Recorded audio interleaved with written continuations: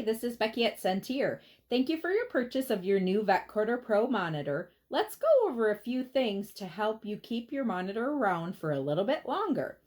So you're done with surgery and you notice that you've got a little splatter or a piece of dried blood on your monitor.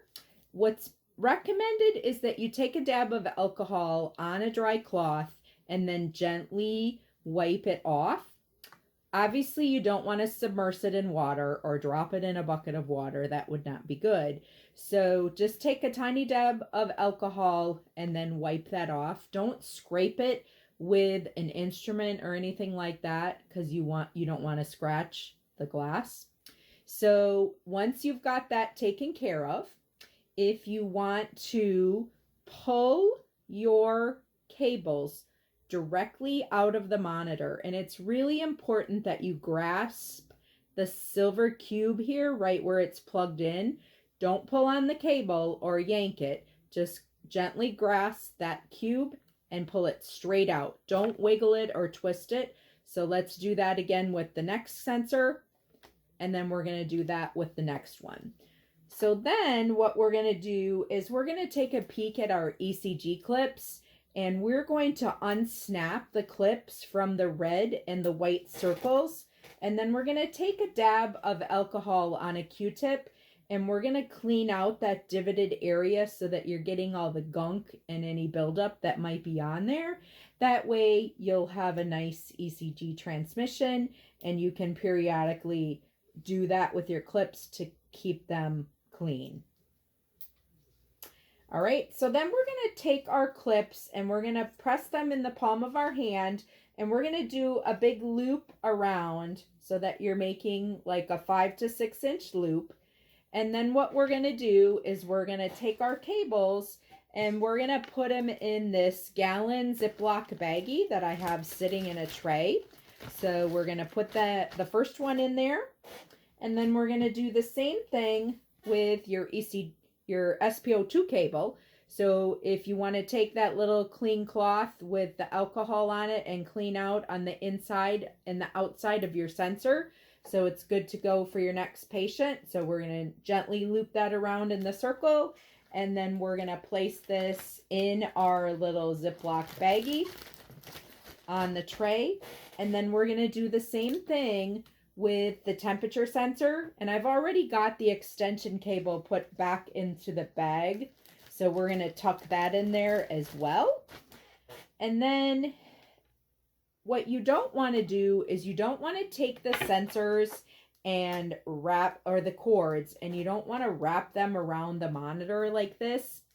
That would not be good, because what happens is there's tiny wires that are inside of those cables, and if you're tightly wrapping them on something, or if you're hanging them up, what's going to happen is that weight that's on the bottom is going to pull down, and then you're creating a stress point.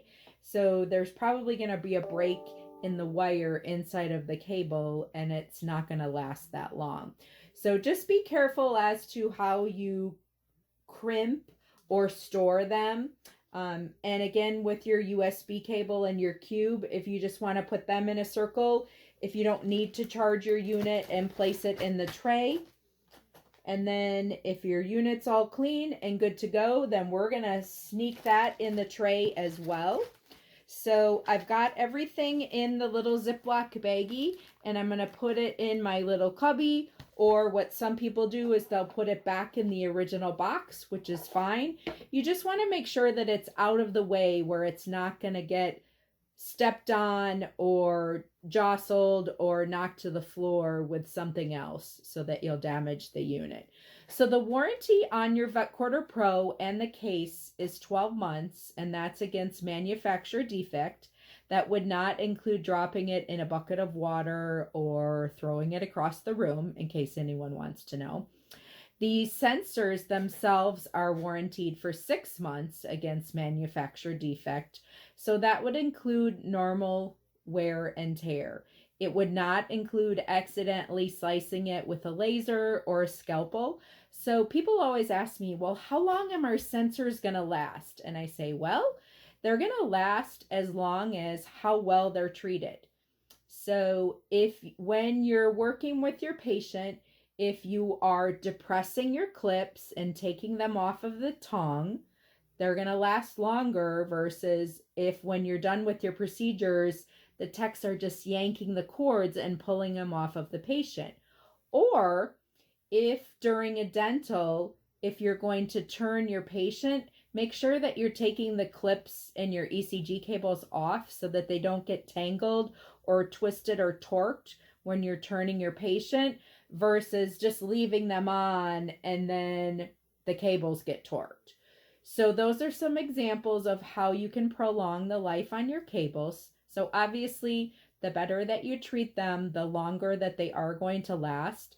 They are somewhat considered a consumable product where they will need to be replaced, but the better you treat them, the longer that they will last for you. So remember, on a fully charged battery, the Vetcorder will last for approximately 12 hours, and it takes 3 hours to fully recharge your unit. So the battery does have a memory, so the less you charge it, the better. So some clinics don't charge it on a daily basis and others do charge it on a daily basis. So if you do need service or have any questions, you can give us a call at 844-VETcorder. We also have a list of frequently asked questions on our website, which is www.centierconnect.com.